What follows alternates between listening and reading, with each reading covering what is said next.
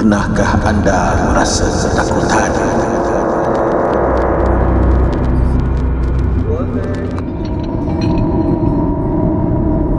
Masa tu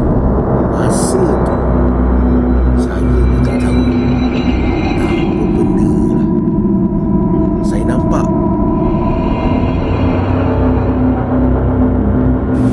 Selalukah anda mendengar kisah-kisah yang diceritakan oleh rakan anda, saudara anda, jiran tetangga anda, atau kenalan yang anda jumpa di tepi jalan?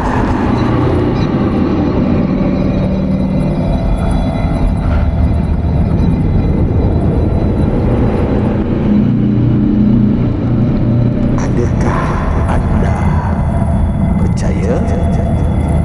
Atau adakah anda tidak percaya? Atau adakah anda keliru dengan apa yang anda telah diberitahu?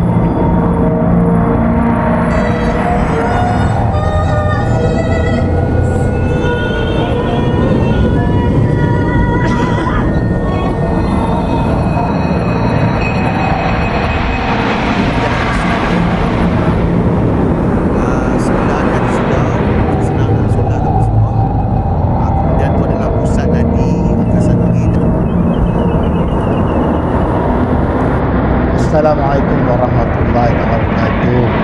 Selamat.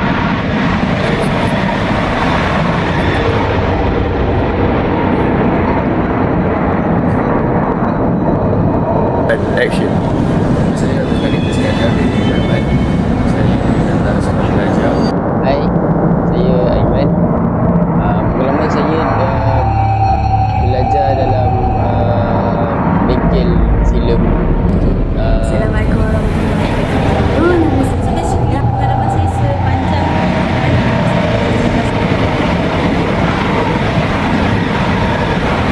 Nantikan